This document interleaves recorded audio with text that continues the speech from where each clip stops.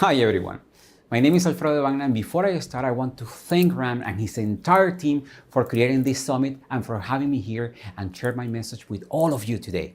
This is awesome, right? Well, I would also like to recognize you for investing in your knowledge and in your personal growth. Now, I'm going to talk about some really exciting things here, okay? I'm going to show you guys how 10 powerful mentoring questions saved me after I lost everything and how you can apply them into overcome any financial situation that you might have and bounce back victoriously. Pretty exciting, right? So I want you to think about something. Think about the worst financial crisis that you have experienced. And if you're going through one right now, I want you to think, what is your current situation? Ask yourself these questions. How much money do you or did you owe at that time? Ask yourself, how does your balance sheet looks like? And come on, if you don't know what is a balance sheet, don't worry about that, okay? I will explain it to you. And no, it's not a sheet that can keep a balance, not like a circus sheet or something like that. It's not that, okay? Let me explain it to you. A balance sheet is where you have your assets. And if you don't know what assets means, it's a very financial term that's used in accounting, is the things that you owe. Okay? You have that in one side, which are all of the things that are worth something, okay? Let's give you some examples, like properties, like jewelry, like money in the bank, like cash, equipment, investments, okay? And now, in the other side of your sheet, you have all your liabilities, okay? All the things that you owe. And you might be wondering, like what? Okay, let me give you some examples, like loans, like mortgages, like credit cards, student loans, the taxes that you owe. I know you owe some taxes, okay? So then what you do is that you add your assets and your liabilities. And the difference between them is your current situation. And you might be wondering, why am I asking you these questions? And I'm asking you this question for two reasons. First, so you can face reality. And second, so you can have contrast about the story I'm about to tell you. My balance sheet at the time when I lost everything in 2008 was minus $300,000. Yes, like you heard it, minus $300,000. And you know what? When I talk about this, I tell people that it is easy to begin from zero. What does that mean? Like zero, like not having anything on your name. But you know what is a bigger challenge? You want to know what is a bigger challenge? It's to start from minus any amount, because it will take you some time to get to zero, and then you can start getting into the positive. Now, let me ask you something. Would you like to know how I did that? Would you like to know how I bounced back victoriously? Well, I have good news for you. I will share that with you in this talk. And let's begin. My story starts like this. At the beginning of 2007, I had 2 apartments, I had money in the bank, I had investments, and I also had a dream. I had a dream. Does that speech sound familiar to you? Well, my dream was, I dreamed about having my wife at the time. I also dreamed about having my family living together. And yeah, you might be going like, are you crazy? You know what? I never thought about the consequences of the mother-in-law and the wife living together. And you know what? Maybe that's one of the reasons the universe had to protect me, okay? So anyway, I had a dream. I had a dream of working on a business, and working on a business that will support us, that will support my family, my wife. It will support all the family reunions. You know what I'm talking about. I'm talking about the dream life. So what I did with this dream life that I wanted, I sold my 2 apartments at a very huge profit. At that time, amazingly enough, if you had some real estate in the market was booming. So what I did is I cashed out all my investments, I sold my apartments, then I put a down payment and bought the house in Malaga. Because it's a really wise move to always put all of your eggs in one basket, right? From my point of view, I thought I was the smartest guys and the best dreamer in the world. Something that you have to understand about Malaga to see if you can probably empathize with me is that if you don't have to earn a living, and if the only thing you wanted to do in Malaga is retire, Malaga is your dream city. Have you tried Spanish food? Because I love Spanish food. It has great Spanish food. It has tapas. Tapas. Have you tried the tapas? Those small plates that you eat from? Those are amazing. You know what else it had?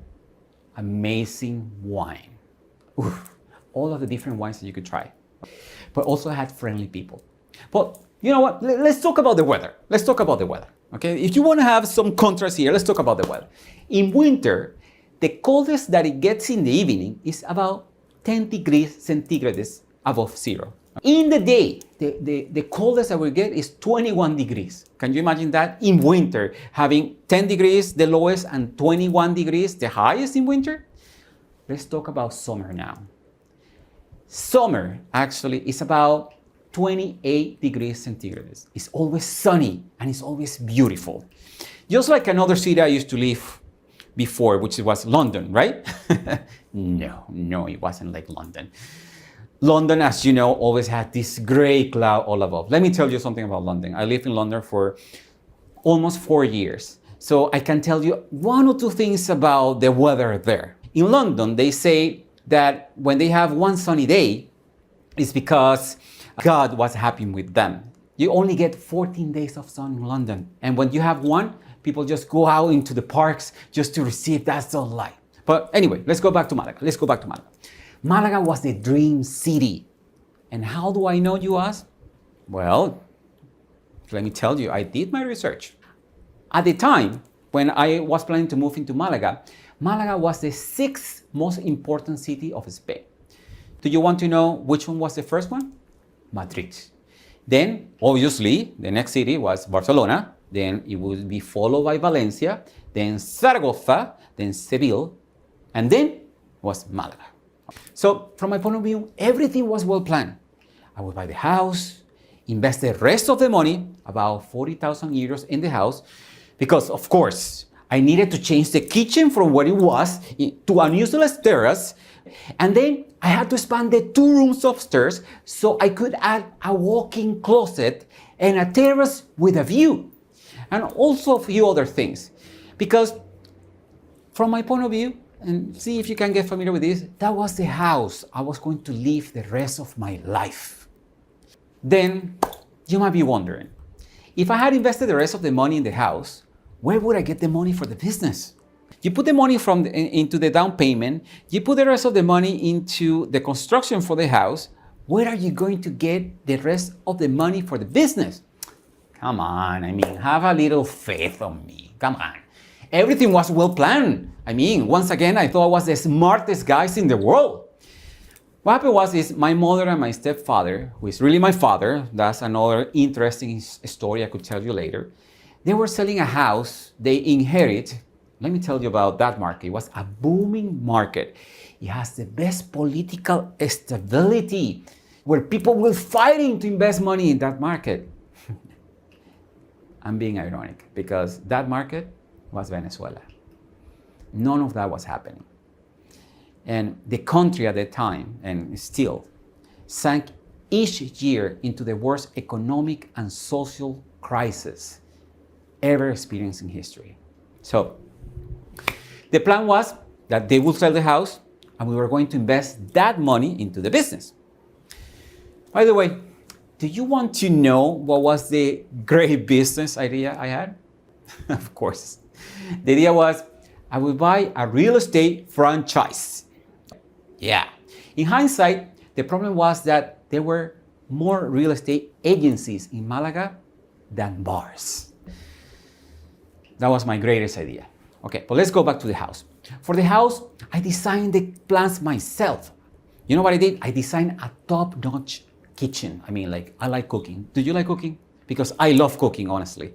So I wanted to have this perfect, amazing kitchen with all of the toys that you could imagine. It was actually the most modern and functional kitchen I ever had in my life. Let me tell you about the walk-in closets that I designed for the rooms upstairs. Those walk-in closets were a dream come true for people with OCDs because they had specifically designed an area where you could actually hang your shoes standing. Can you imagine that? That was the dream for every woman. I did not spare any details whatsoever for the house. So what happens? After the house was finished, I furnished it with very nice and modern furniture. I even brought some stuff from one of my apartments in Canada where I was living before. So I got all of my furniture that I like the most in Canada, put it into a container, and ship all that stuff into Malaga, which for me at the time, it would have been cheaper to buy new stuff in Spain. Everything was going as planned, or so I thought. During that time, my parents were selling their house, but weird enough, you might be wondering, after what I told you, they were not getting any offers. Nothing. I mean, like, no one was putting an offer into my parents' house. So you know what? I had to have a backup plan. And my backup plan was, I would finish the house, and obviously all of the works that I did in the house would actually give it more value, and then I could refinance the house. And for me, I thought it was a great idea because I had some equity in the house, or so I thought, if the market was stable at that time. I had put 40% down payment, plus all of the value that I had given in the construction. So that meant that I could actually, if the house was worth $400,000 and I had 240, actually was like probably $260,000 of equity, I could actually ask the bank for a refinance and get some of the money out. But what happens is, at the end of 2007, the house was finished. And because I ran out of money, I got myself into debt so I could get some cash for the final touches and unexpected expenses. I mean, like, who would have thought that in construction there are unexpected expenses? I mean, like, really? I mean, it's like trusting that all of the technical projects are always going to go perfectly. So I got myself into further debt. And like a tsunami, the first wave of the worst financial economic crisis started hitting Europe. Construction stopped, people started losing their jobs, and they started going into welfare. My house went, in the first wave, so you have an idea, from approximately 400,000 euros in value to a mere 260,000 euros. So obviously my plan to refinance was a no-go. I mean, I couldn't refinance the house. And even worse, in the second wave that hit Spain, my house went from 260 to 160,000 euros. That was the second one. So at that time, in 2008, I had no money left. I had no way to refinance my house. So I did what any smart person would do, right? Dig into the credit cards, dig into the line of credit, so I could feed my family and pay the mortgage. Every month that went by, I was digging myself deeper and deeper and deeper into that financial hole. And obviously, I started getting very worried and very stressed. And if you know anything about those two emotions, is that if you do not handle them right, they become very dysfunctional emotions. And those emotions, being very dysfunctional, can cloud your judgment. Have you heard this saying that says, when emotions are high, intelligence is down? Well, that's exactly right. So at that time, I needed to produce money. So I started looking for any ideas that could help me, anything. And obviously, you start getting into these get rich very quick financial schemes. And you know what? I remember that I bought an offer online that promised you that you would beat the online casinos and blackjack. Guess how that worked out? It didn't. Then, I started looking for more ideas. What else could I do?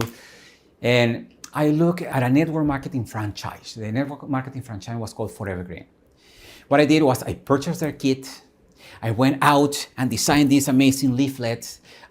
Obviously, I had to translate them from English to Spanish, Actually, that was one of the first times I translated something from English to Spanish.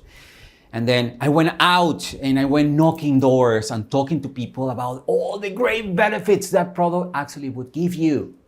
But guess what? No one bought it. No one. I end up like consuming myself, and my family ended up also consuming that product.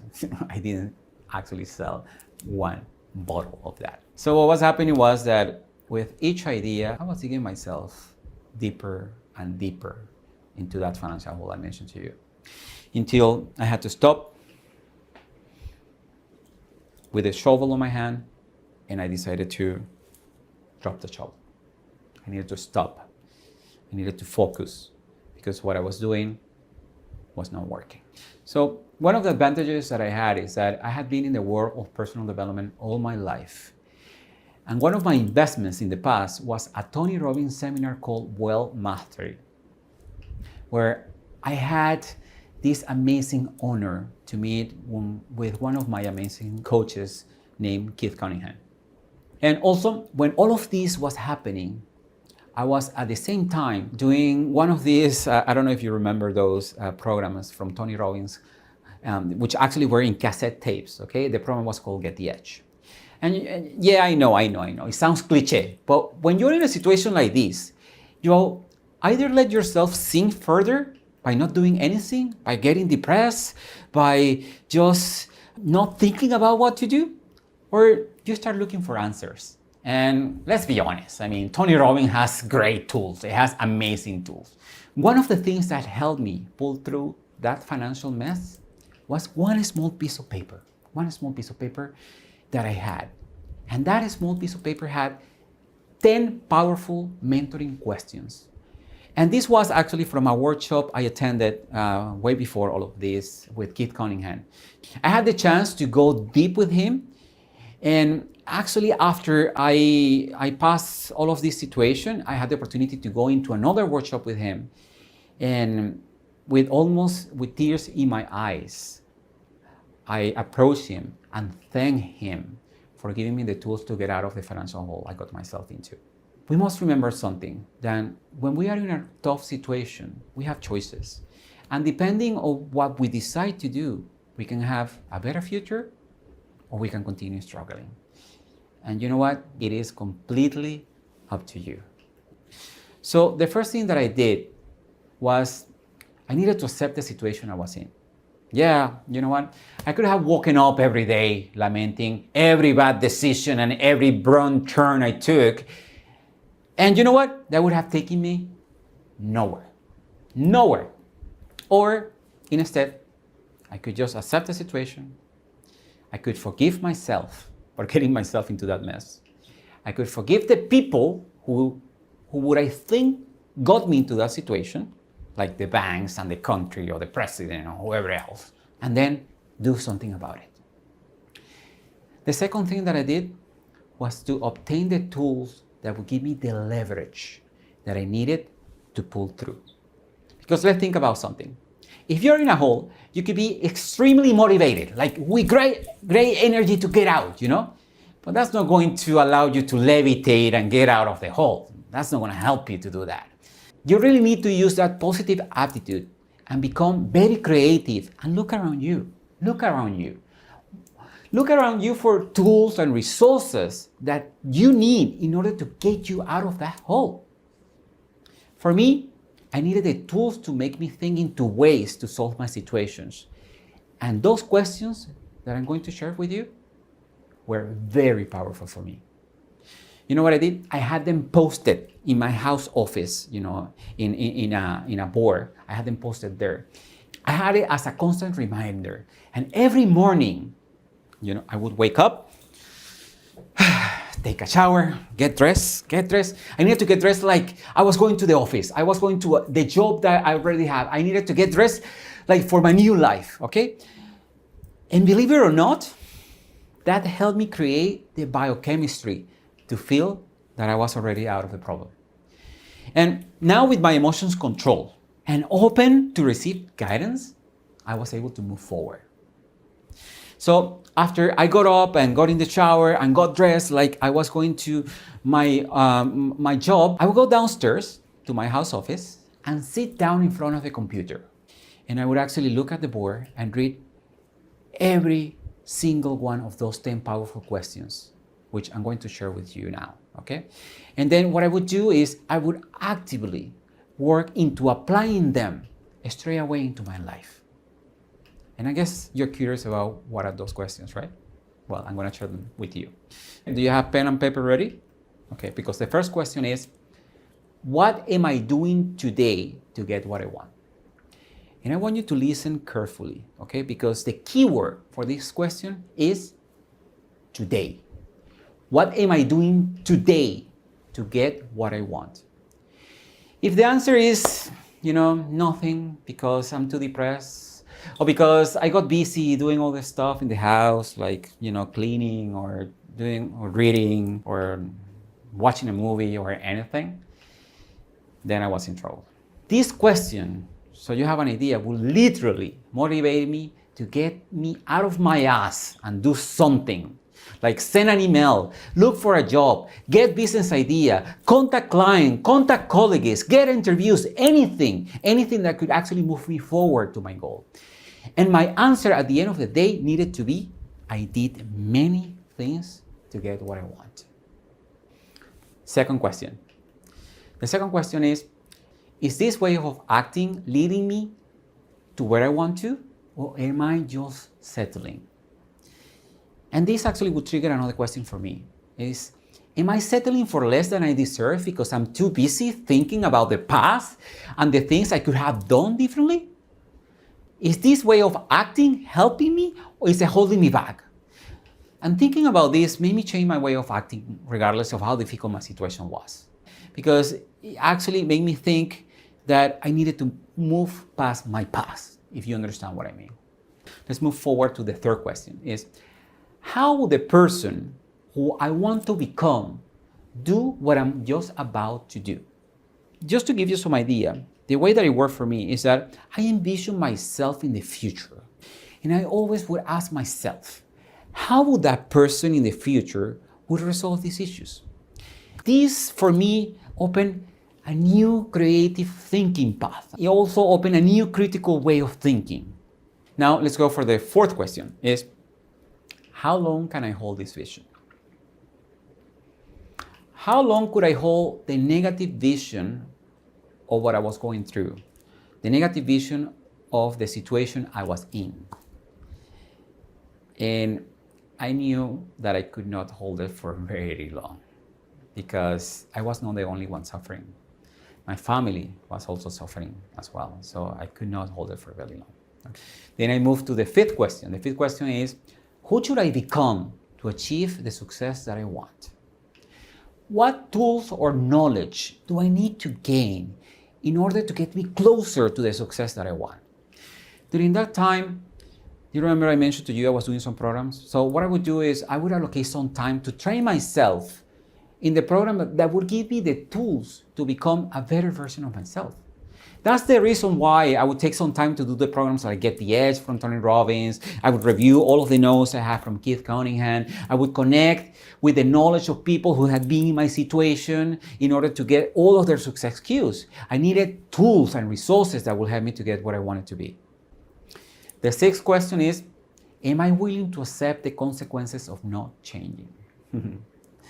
This was also a powerful question. You wanna know why? Because this question would hit me really hard. I wasn't the only one suffering, like I mentioned to you. My family was suffering. My marriage was suffering. So I knew that I had to change. The consequences were not only for me, but for the people I love. They would also pay the price. And it wasn't fair for them.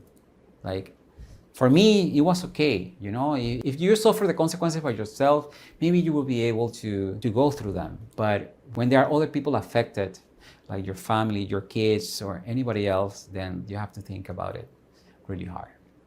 So the seventh question is, who is in control? Sometimes for us, it's really easy to blame the economy, the president in charge, or you can blame your job. But at the end, really ask yourself, who should have control of the situation? You or those things? Who? At the end, the world could be falling around you, but who has the power to at least try to do something about it?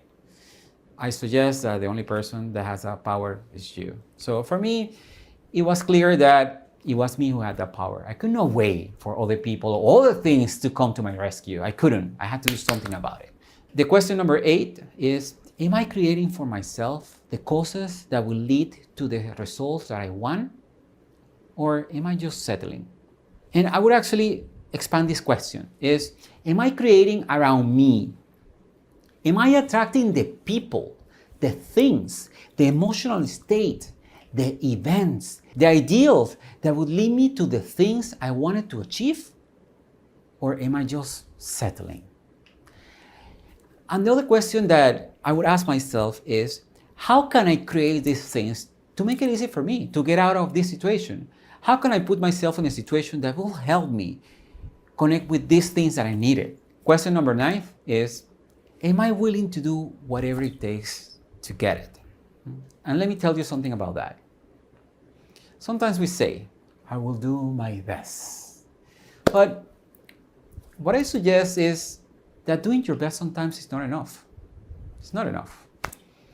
We need to do what it takes to get what we want. No, my best, because sometimes my best will not get us where we want to go. Think about that. And the last question was, what don't I see? Let me tell you how these questions actually work for me. I started asking this question every time I would get one of these brilliant ideas, but that actually would lead me to a bigger financial hole. And this question would allow me to question myself about the decision I was making. And they would allow me to question myself if I was making these decisions out of desperation rather than from a place of clarity. I mean, if you're making decisions out of desperation, how do you think that's going to work out? I could tell you how it worked out for me. And this process actually led me to establish one of my companies, which actually was making the best of one of my core skills. And my core skills, I had many years of experience in this area, is in information technology. And the company that I founded at that time in Spain was called Yakido. And you might be wondering, like, what does Yakido mean? Okay, let me explain it to you. Well, I wanted a name that people will always remember, apart from the fact that all of the lame names that I tried to register in Spain were denied because someone else actually thought about those lame names too. So initially, the idea of Yakido was to offer professional advice in technology, but I soon realized that that wasn't going to work out. You want to know why? Because Spanish people at that time did not appreciate the professional advice because there were other people that knew how to use Google and they were called the experts in that area. For me, like giving them professional advice at a professional rate for them was not viable. So what happened was that I could not compete with that market. I could not compete. So the other reason why I could not compete in that market was because at that time, my audience were startup businesses.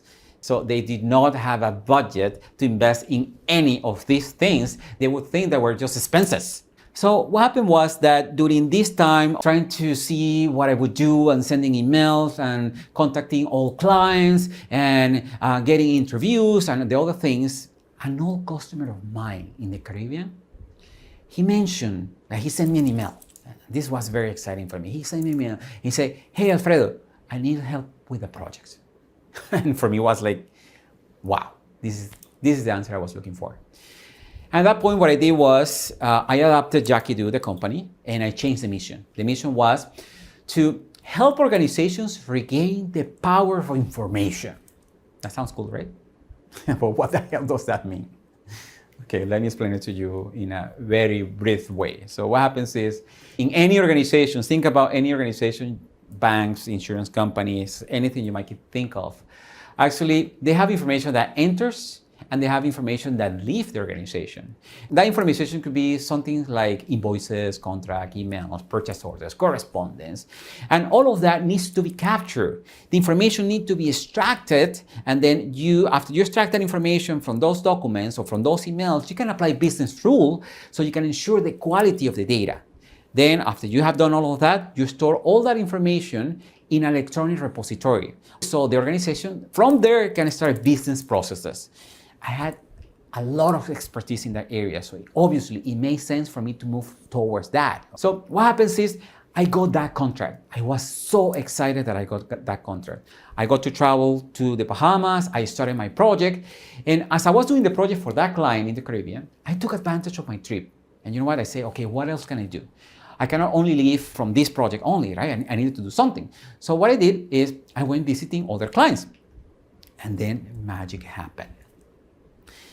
I had a great relationship with this client that, believe it or not, every time I went there, I would just walk into their office like it was mine. Like just saying hi to everybody, hey, how are you, and everything. And I started making my way into the conference office. And as I was passing by the conference room, he was in a conference call. He was very concentrated in the conference call. And then he looked up and he saw me. His face was like he saw a ghost. First, because we hadn't seen each other like for a year and a half or more. And then he explained to me why he actually had that face. So when he saw me, he was like, oh my God. He stood up and he ran towards me. And then he said, Alfredo, you will not believe it. I said, hey, what happened? What? What did I do? And then he said, I'm in a conference call with your previous employer.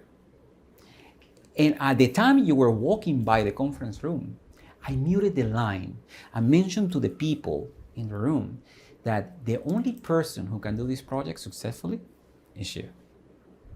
And then he asked me a very tough question. Can you give us a quote? Obviously, my face was like, let me think about it. Yes, obviously, yes. And guess what? I closed that sale. So after that, I continued looking for other opportunities, and I partnered with a great friends of mine in Canada. We used to work together, and then I moved the operation from Spain to Canada. Then I opened offices in Panama. I formed partnerships in many countries. But so you have an idea, Jackie Do was born out of those 10 powerful questions I constantly apply in my life. And that's how I went from being financially broken to having a successful business, cashing $1 million in the second year of operation. And then I realized something. If those 10 mentoring questions work for me, they should actually work for you too. And here is my goal for you. And this is my goal for everyone, for all of you to have in front those 10 powerful mentoring questions. And then I want to hear you say, okay, Alfredo, these 10 powerful mentoring questions, I want to apply them in my life to achieve a specific financial goal that I have in mind. And then tell me that applying those 10 mentoring questions is doable. And once you hit your goal, then reapply them and shoot them again to another target and then to another financial target. Let me ask you something. Imagine where would you be after that? You're here listening because you want to see by yourself all that you're capable of achieving, right? And here is the deal. Once you believe you can really do it, I want you to make a commitment to yourself. Commit that you will do whatever it takes. Remember, whatever it takes, not your best, whatever it takes to apply this powerful tool to transform your life. Think about this for a minute.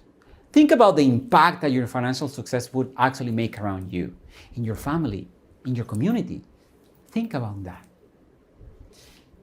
And yes, that's exactly what I'm talking about. One of the favorite things that I learned from Tony Robbins is the path to success is to take massive, determined action. Now, at the very end of this talk, you will find from me an invitation to a very special offer. Because I feel that if I don't make that invitation to you, I will be making a disservice after knowing myself how far one can go by applying these tools, by applying these tips, by applying these strategies behind these powerful mentoring questions that can help you turn around any financial situation that you might have. And some of you would say, if Alfredo can show me the path to achieve my next financial success, I'll do whatever it takes, right? But let me tell you something, each person is different, right? Everyone is at a different stage in their life. Maybe you're financially stable, but you're looking for that next level in your life. Or if you're in a financial struggle and you're looking for answers to get out right away from that stressful situation. My question to you again is, would you commit to do whatever it takes to get whatever you want to be financially free? And if the answer is yes, if the answer is an undoubtable, yes, I will, I want you to realize that you could be one question away from your financial success. One question away from the life that you want. One question away from the meaningful and stress-free relationship that you want. One question away from the family you want. And all of this could be fueled by the financial success that you create. And these powerful mentoring questions apply are the answer for you. For those who don't know me well, apart from everything that I have just shared, my name is Alfredo De Vanna, and I am an entrepreneur and a visionary with an obsession for helping others get to their next level in their life, in their personal life, in their family life, in their business life, in their community. Let me tell you, nothing gets me really more excited than that. I am also right now in the process of launching a personal and entrepreneurship development platform for the Hispanic speaking community. I am creating a movement helping to co-elevate an entire region that has been a victim of misinformation, and from my point of view, needs to be activated through innovative education with the right tools and awareness in many subjects. Do you want to know how we call that platform? We call it La Academia del Progreso. That translated means the Progress Academy, which is something that, let me tell you, I'm really excited about. Listen, because of my passion and experience on the personal and entrepreneurship development field, is that I got invited to this summit. And this is why I have the honor to serve you today through this talk. So, regarding those 10 powerful mentoring questions that I have shared with you, I cannot think of any other area in your life beyond financial success where they won't work.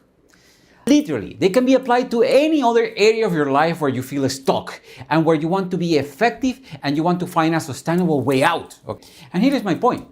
It doesn't matter what area of your life you want to work on. I assure you that there is at least one of these questions that will click to you and would guide you to unimaginable territories. And you might be wondering, how do I know that? Well, look at my own journey, okay? And look where I'm standing today. I'm here in front of you. This is really awesome. And if I were you, here is what I would do. I will give you a step by step. You ready? Okay. Step number 1. I would actually get hold of these 10 powerful mentoring questions as soon as possible. I will make sure that I have them handy in every place that I spend most of my hours creating something. Step number 2, are you ready? For each one of these questions, I would actively pursue getting answers, but they have to be spontaneous answers. They have to come from your inner self, okay? And then what I invite you to do is write it down in a journal or create something like an implementation sheet, something that will help you write down all of those ideas, okay? Step number 3, I would actually extract an action plan from all of the answers, and then I would define my clear intention on what I want to achieve. I would define a clear vision of my compelling future. Do you remember the part where I told you that I would actually go into the future and imagine myself like having a lot of success? Yes, do something similar, because at the end of the day, this is the fuel which is going to help you to the final step. Are you ready for the step 4? Like Tony Robbins said, you need to take massive action. But most importantly, regardless of the situation where you're on, okay? Hear me out. You need to enjoy the process. You need to start being the spectator of the amazing things that can happen to you. That's the real power of using the tool that I share with you. Let me ask you something. Throughout this talk, did you have like a little aha moment right there? Something that told you, oh, you know what? I could use this for that? Do you think that you can have success as I did? Think about that because I'm sure you can. I'm absolutely certain that you can achieve that success. And I understand. I completely understand. You might be feeling a little bit overwhelmed with everything that we have covered. And I don't want to leave you like that. And I don't want to leave you without essential things that you need to take your finances or any other area of your life to the next level. I don't want to do that. Okay? It wouldn't be fair. So I wanted to do something special for you because you took the time and you took action listening to the message I had to share with you today. And do you want to know why I did that? It's because I know that going through that special learning experience that we have created for you, that would help you guys exponentially to overcome any obstacles that you might have. Is that cool? Isn't it? So to take advantage right now of that really special learning experience, all you need to do is go through the link shown below. Now, from the bottom of my heart, I really would like to thank you for sharing this journey and for listening to my story. Because for me, if this talk helped you in any area of your life, that's enough for me. And let me ask you something. If any of the questions or any of the experiences that I have shared with you here today help you change an area of your life, I really would like to hear from you. All the best to you. Thank you.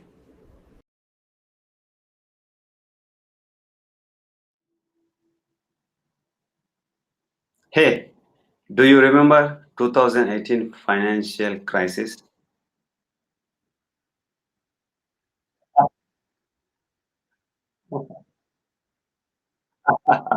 Thank you so much. I'm just yeah. At this time in 2018, I was just starting. I was in my early days of my career, IT career, and my company was retrenching almost 120 people in front of my eyes, like due to this global crisis. And yeah, I'm not something here like our guest today. I did not got affected by that situation, but our guest today has a huge impact in his business as well as in personal life. Today, he's here to share his experience, how he managed to come out of that situation by asking 10 thought-provoking questions. Yeah. Hi. Hi, my name is Ram, and welcome to Unshakable Resilience Virtual Summit. It is for the people who bend but don't break. Our guest today, Alfredo De Vanna, is a missionary entrepreneur who has a passion to bring knowledge and tools to co-elevate industry like organizations as well as individuals to their highest standards. At some point, he has taken the leap into personal development industry, where he has seen a significant amount of misinformation. He had a great opportunity to learn from a big leagues like Tony Robbins, Jim Rohn, Theo Ecker, Mary Sapir, Vishen Lakiani, Robert Kiyosaki, you name it, so many, all these are big masters in the industry. And now he has founded, I just want to read a Spanish company. This is, he founded La Academia de Progreso. It means the Progress Academy. And with this company, he is on a mission to unite a great Spanish speaking masters to bring as a one community and make this world beautiful as a one. Thank you so much. And I would just like to bring Alfredo, the Director General at Progresso. Ram, Hey, thanks, man. Hey Ram, no, thank you for the invitation, and thank you for all the work that you have been doing for this amazing summit. And I guess we share missions. The missions that we decided to take on was to actually provide the tools to other people so they can actually face any situations in their lives. Understand. Thank you so much. And yes, you can see the background. It's a Progresso, is a director general at there. Yes. And yes, thank you so much for being here. And thank you so much for sharing those 10 mentoring questions which saved your life after you lost everything. No, Thank you. it is my pleasure. It's my pleasure. I thought about that because if it's something that helped me get out of that situation, which as we were talking initially, the 2008 crisis, financial crisis, not only hit me, it hit you as well. It hit a lot of people, right? And at that point we have a decision to make whether we stay in that situation or we do something about it and get out. And for me, those 10 powerful mentoring questions did help me to pull through. Understand. And yeah, thank you for sharing your experience. Uh, and yes, we are on a like a summit which is all about resilience. And you know already what you have come out of that situation in resilience. I just want to Yes. begin with this one question: what is resilience to you? Resiliency for me, I mean, that's a great question because resiliency is defined as that ability that us as human beings have to be fulfilled, to be happy, to be successful, and that actually have to be regardless of all those difficult situations and challenging situations that might have tested our strength. And I say ability because the fact that we might develop that ability, okay? Because as you know, an ability itself is a physical or mental power that we need in order to do something.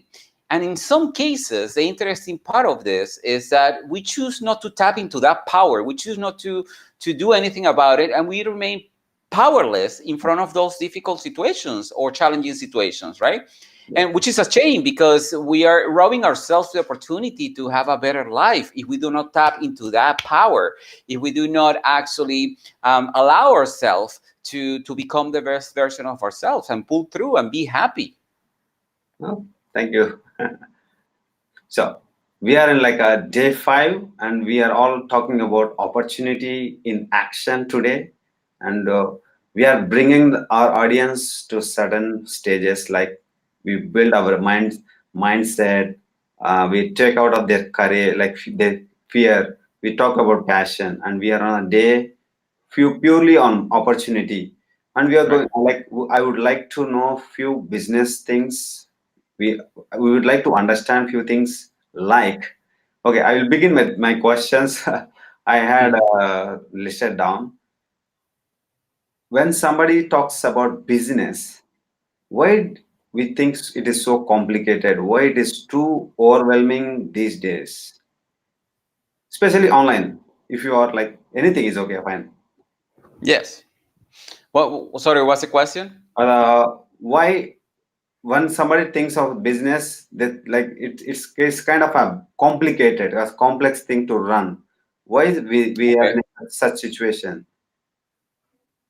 The overwhelming part that you're referring to is a question that often is posed in business, and the question is, do you run the business or the business runs you? Oh, And that's a big difference, yeah, who actually has control of who, yeah, and in when we refer to something being hard, I think is really relative to our own state of mind, so the question is it hard to run a business that you hate? So of course, it's hard to run a business that you hate. Will it be hard for you to run a business that you love, that you have passion for it? I don't think so. Will you have to put more hours than anybody else in order to run the business? Definitely, you will have to do that. I'm often amused with those people that they say, I want to start a business because I want to gain freedom. And well, my friend, let me get you that you, let me tell you that you are up for a surprise. You know, you are up for a surprise because you don't gain freedom until you get your business up to a certain stage, you know, that will allow you to have more time for you and so on. But is it the process rewarding? Definitely. I mean, the process is completely rewarding. And the overwhelming part, you know, is something that as a business owner, it used to affect me as well, you know.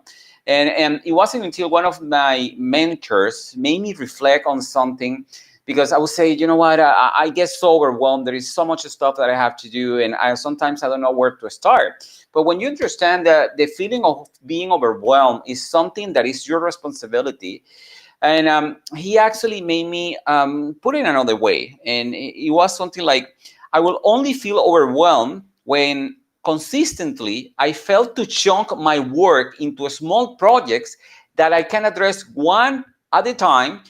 And the most important part, when I forget to delegate that work properly, you know, and that's one of the secrets. You need to learn to delegate. Yeah, at the beginning, you're probably going to have to do everything by yourself.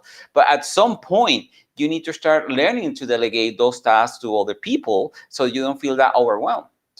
Understand. Yeah. Thank you so much for sharing that. People who are watching, two things. Ask yourself, are you in the business or on the business? And the second thing is how you are handling the multitasking.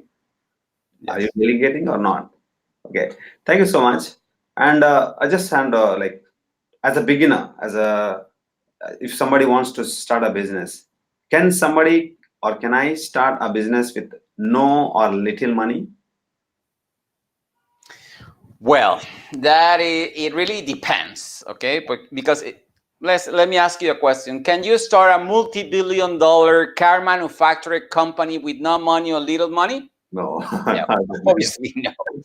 But could you start being a broker and sell someone else car, you know, and get a commission out of it and start saving to maybe manufacture your own cars in the future? Yeah, definitely. You could do that, you know? So it really depends. I mean, so many people really get stuck with this amazing vision. I want to I want to be the biggest online company in the world. Yeah, but you have to start somewhere, right?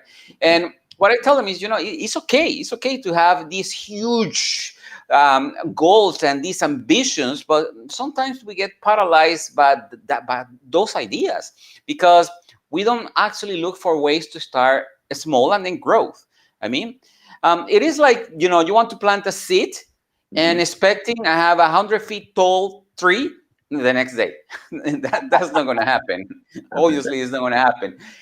When people understand and when I understand that everything takes time, everything is a process, you know, and we need to grow and learn into the process, then your mindset actually changes. So it really depends on what kind of business you want to start. So I would say, you know, yeah, yes. To can you start a business with no money or little money?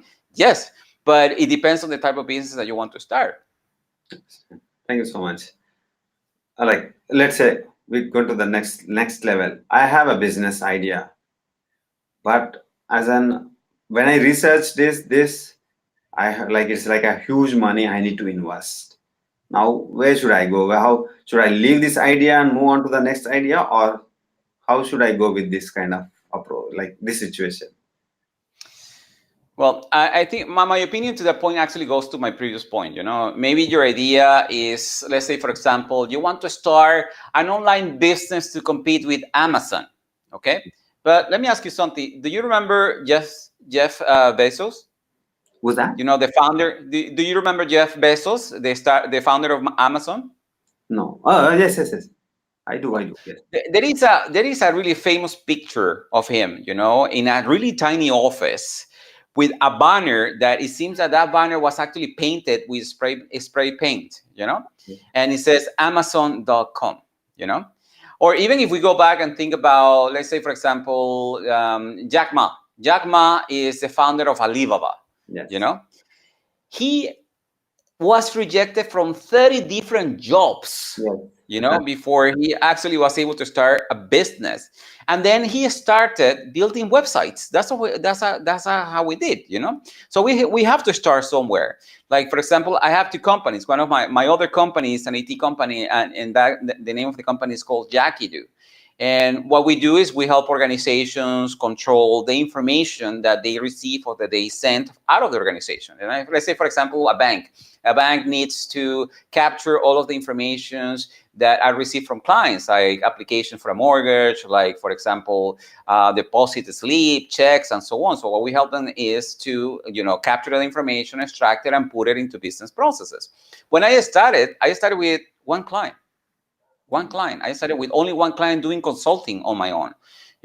So, yeah, and yes, I had this vision that I wanted to have this multinational company, and that happens throughout the years, because then I started in Spain. Then my first client was in the Bahamas. Then I had other clients in Canada. Then I had clients in the US. I opened offices in Toronto, and then I opened offices down here in Panama, and I started getting partners in different countries as well. I started having customers all over the world as well. But you need to start somewhere, right? So when people get paralyzed because they think, oh my God, is that I need all this money to start a business?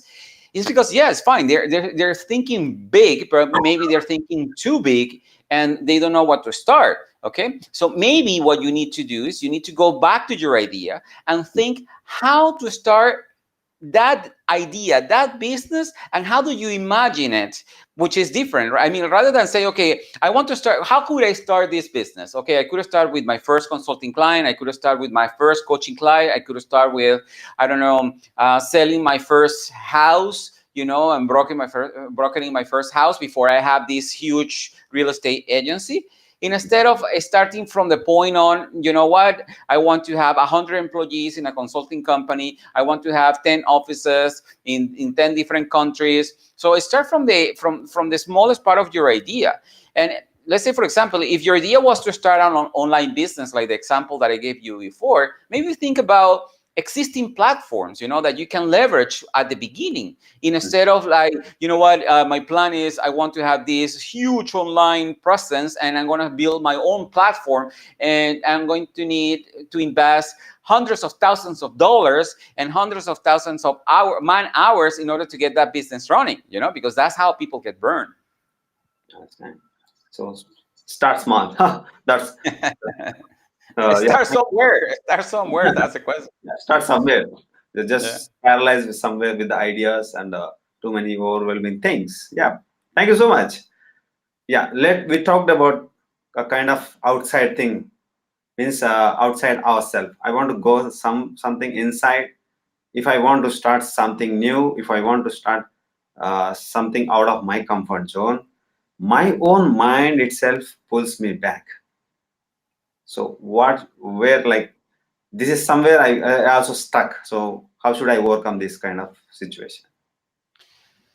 Well, starting a business or starting anything new, anything new, anything that is unknown to us, it can be challenging, of course. But I think the difficult part of starting something new are the self-doubts. And you mentioned it. It actually goes back to your mind. It goes back to your mindset, And in some cases, it doesn't really matter how much experience you have. The doubts will always be there, for you. The difference, what pulls you back, is when you allow your mind and you allow those doubts to take over your life, and they paralyze you. When you start self-doubting yourself, you start saying, like, for example, no, I cannot do it. Then at that point, my friend, you lost the battle, And I remember once I was in Pula in Croatia, and we went with this group of friends, and we wanted to jump this 10-meter cliff. Wow. So did I feel capable of doing it? Yeah, definitely. I felt capable of doing it. I have worked my mindset enough to know that, what, when I set my mind to do something, I'm going to do it, right? But did I have self-doubts when I was in front of that 10-meter, cliff and looking at the water down and thinking, oh my God, am I capable of doing this? and it took me some time before I really jump. Yeah, definitely. But the difference there was that I did not allow those doubts, even though I had them in my mind. My mind was racing like, oh no, is this something that I really need to do? Maybe I don't really need to do it, you know? But I don't need to prove anything to anybody. Yeah, I needed to prove something to myself, not to anybody else. And I end up, jumping anyway. Or another example, you know what? When I started in Progrivo, in this business, I started with events. I wanted to run events, but I wanted to do personal development events, right? So I needed to start somewhere. The thing is, I have, some experience in the business and everything. And I would say that one of my biggest defects, the ones that I have, my weaknesses that I had in the past, was that I don't know how to do things in a small way, you know. So I wanted to plan this Christmas fair, but instead of doing like a small Christmas fair with, let's say, 10 people that could, present their products and stuff. No. I needed to do the biggest Christmas fair in Panama, where I was going to have like over 300 stands of people, showing their stuff. I needed to have, a stage where I was going to present different kinds of artists during a 7 days period. I needed to have a lot of stuff to entertain the kids. I needed to have food stands so people could eat there. I needed to have all these different entertainment options and so on. And you know what? There were points when I was planning that event that I thought to myself, I'm way out of my league. I'm way out of my league. I mean, how the hell did I get myself into this? Because it was like we were discussing before, it was overwhelming. I had a team of people helping me, and there were like many challenges. I wanted to learn about events, and honestly, I think I got a PhD in events with that fair, with that Christmas fair. It was crazy, all the amount of stuff that I had to do and take care of so we can run a successful event, right? But at the end of the day, you know what? We pulled through. I managed to control my doubts.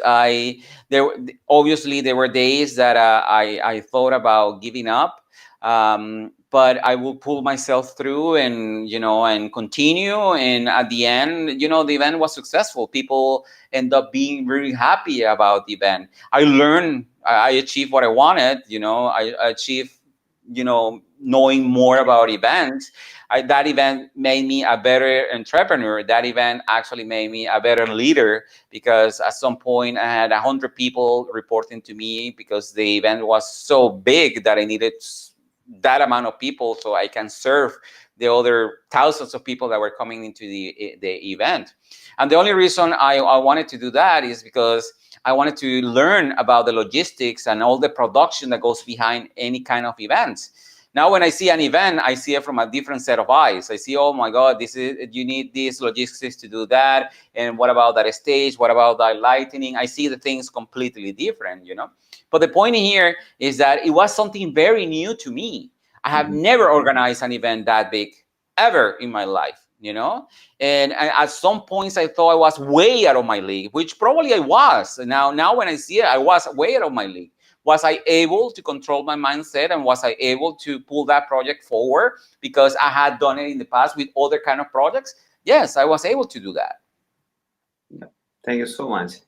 And yeah, you're given your experience. Thanks for that thing, so that we can also relate to those situations. Oh yeah. But I just want to ask, how long you've been into this kind of business, like whatever you're running with currently? How many years have been now? I have, like I mentioned to you, I have two different businesses, main businesses. I have other small businesses that I run here and there, but I have two main businesses. The first business, the one that I mentioned to you before, which is called Yakido. And I've been doing that for 20 years. I started as a consultant, for businesses on my own. Then I was hired by another company. Then at some point, like 12 years ago, I decided to start my own business. I started, to start consulting, and then I partnered with a great friend of mine in Toronto. Then we grew the business, and at some point, I had probably 50 employees, and I sold part of the business. And I continue doing that part of the business, the consulting part for organizations like banks, financial insurances, or like transportation, logistics, on how they control the information. I continue doing that, but only in Spanish and for Latin American countries. The other business, which is the one how we met, which is called Progrivo. Progrivo actually comes from the word progress and evolution. I mean, both words come together, and they are in the personal development space. I started it first with the events part that I just mentioned. I needed to do like the the huge Christmas fair, the biggest Christmas fair of Panama. Then I continue because I was successful at that event. I mean, some people were looking at me, and they wanted me to organize other events. So I participated in another event for the carnivals. Carnivals in Panama are one of the biggest celebrations in the country, right? It's like for Brazil, the carnival, like the kind of Mardi Gras, is an important celebration in Brazil. So it is for Panama. So I helped produce the event, and I put like 21 performance on a stage during a 4-day period, right? But then at some point I was taking a detour of what I was really meant to do, which was personal development. I entered the world of events so I can actually learn how to create events for personal development, not for entertainment, And at that point, obviously, I was not aligned. I was not aligned with the values that run in that industry in some cases, and the mindsets of the things that happen on that industry. So what happens is the universe actually kicked me in the butt and said, "This is not what you're meant to do. Okay, so get off your butt and then do what you were supposed to do. Okay, you already learned about events. Now get started on the other stuff." So I was organizing an event with a famous salsa singer, out of Venezuela. And things got complicated because I was working with a producer that, had certain issues. And then, when things are not meant to be for you, they do fall, right? And that project went down. I did not, and at that point I understood. I said, you know what? I need to do what I'm meant to do. And then I started Progrivo as it is now. I started La Academia del Progreso. I initially started with my podcast. I run a podcast in Spanish, which is called Progresando Ando, which means like I'm making progress or something like that. It sounds better in Spanish, obviously, not in English. Yeah. And I had the chance to interview amazing people, like you are doing, right now with the summit. The satisfaction that gets to you when you start, getting from ideas from other people and contributing with the progress and the evolution of all the people that are listening to the podcast. In my case, I'm producing, and the interviews that you are doing, right? And then we're in the process now of getting all the different, we are in the production of different expeditions that we're going to present for people in Spanish in La Academia del Progreso, or the Progress Academy, where we're going to help them in different areas of their lives, so we start giving them the tools that they need in order to improve all the different areas of their lives. So for that business, I've been doing it for the last year, like committed for the last year. And we have made a lot of progress on that area. Oh, nice to share those experiences. Thank you. Yeah, like as you are in this industry, personal development, if somebody wants to start personal development as a profession, what is the scope? Well, my opinion in that is that the scope for you to start in this business is, first, you need to develop yourself. I mean, you have to develop yourself. I mean, one of my principles is that you can give to others what you do not have. I mean, You know what I mean? So, I mean, you need to be in constant learning so you can develop the ideas, and then those ideas can develop into resources that then you can offer as way of a set of tools that people can apply into their own lives, you know? So that's definitely how I started. You know, I've been in the personal development world for so many years. Yeah. And like you mentioned at the beginning, before, I was working with these masters without knowing that I was going to use this as a profession, that I was going to use those resources as a profession. I was doing it for myself. I was doing it for my business because, as we mentioned before, you need to have certain mindset in your life in order to run your businesses and in order to actually overcome those challenges, right? So I always look for those tools and those resources. And I had the amazing opportunity to work with people like Tony Robbins and Darren Hardy and T. Harv Eker and Joseph McClellan and Keith Cunningham, which is one of my mentors.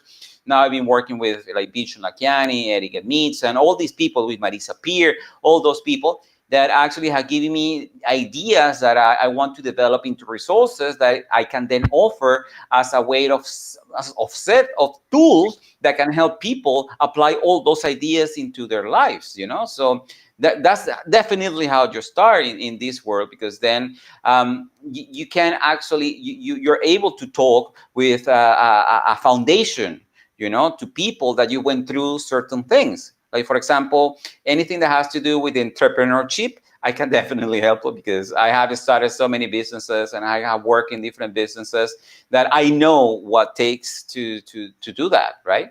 Yeah. Thank you so much. And yeah, you were mentioning about that, like me sitting here as a beginner, me sitting here. It's the day five. I'm learning from all the people. So much of information is going really helping me. So this is It's my very first. powerful. Yeah. I'm not thinking as a host. I'm thinking as an audience and learning from you as a first audience, and then I'm presenting to the people who are watching. And if I could touch one person, that is my goal. So That's what I say. yeah, That's what I say. You know, when I present my podcast, when I publish my podcast, or I do a lot of writing in social media as well. You know, I'm lately I've been putting a lot of posts, and I had a couple of people come to me and say, you know what, that small thing that you share actually triggered something in me that made me better. And at that point, I said, you know what, my job is done. If it only takes, you know, everything that we invest into doing this, Ram, and you know that, everything that we invest into doing this kind of work, and then our satisfaction is when one person actually goes and has like a revelation, you know, like epiphany that says, you know what, actually I could use that in my life or in my business, and I could be better. For me, that's a huge satisfaction. Thank you. So that I can relate. Thank you so much for sharing that. So probably if somebody says same thing to me, yeah, I would be more happy that I'm looking for that. Yes. Thank you so much. And we just want to, yes, I did mention about your work and all, but I want to understand, we want to learn from you, understand from you what you do and why you are doing what you're doing. Well, you know what? I started both businesses. Like, for example, I started Jackie Do out of identifying a need, you know? I started working in a bank, and I saw in that bank how we were like capturing the documents, like scanning them and putting them into electronic cabinets, and how people, instead of actually walking into their file cabinets, they could actually access those documents from the comfort of their computers, and how that actually made their life easier, right? So when then I became a consultant on those technologies, and then I opened my business because my idea was to help those organizations achieve that efficiency, achieve that new level of working, that different way of working, where they can automate businesses, they can automate the businesses and run better and run more efficient, right?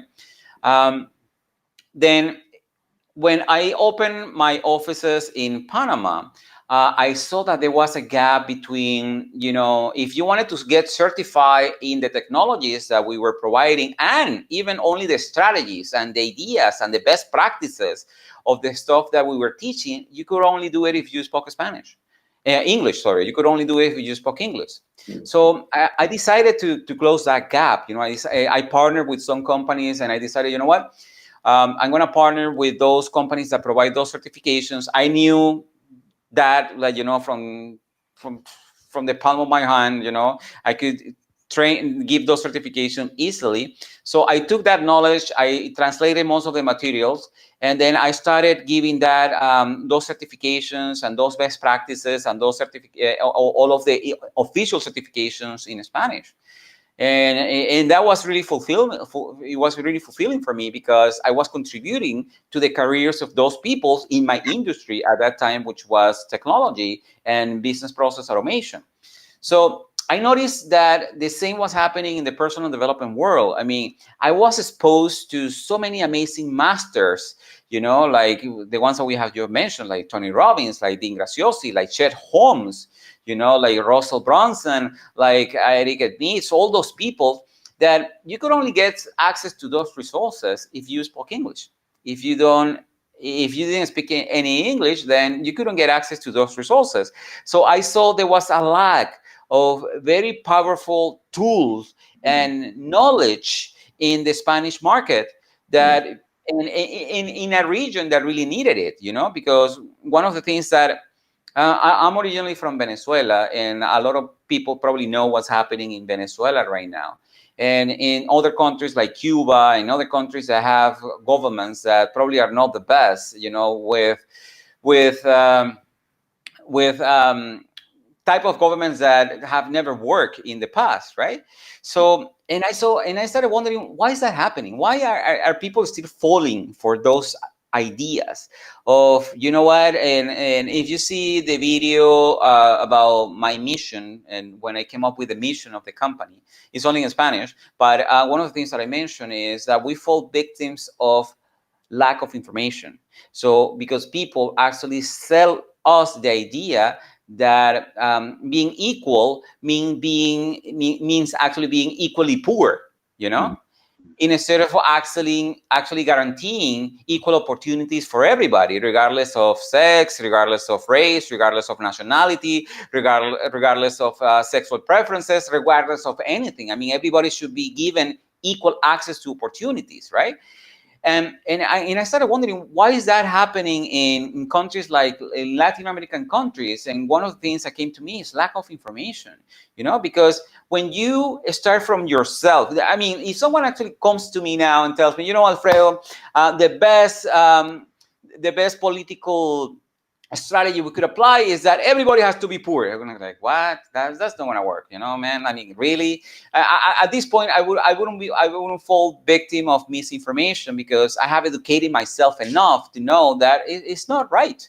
Right. So my goal actually became to letting people know, what, you can actually achieve anything that you dream in your life, and I'm here to provide you with the knowledge and the set of tools and the information that you need so you can understand that you don't have to fall victim of that misinformation, that you don't have to be fall victim of those people that are trying to sell you something that is not, and you don't have to depend on anyone, to give you what you're able to achieve for yourself. And it is only at the time when you raise yourself to another standards that from that point, you can start helping other people to go to your level. And that's how we start cultivating, and that's how we start raising awareness in our countries. And that's how those political systems will not ever work again in our countries, because people will not accept it. If you think about something, those political parties that control those governments that are very poor at the moment, they win by popular vote. What popular vote means is people of really low resources, which unfortunately don't have access to quality information and quality knowledge. So you have to wonder, okay, what is happening there?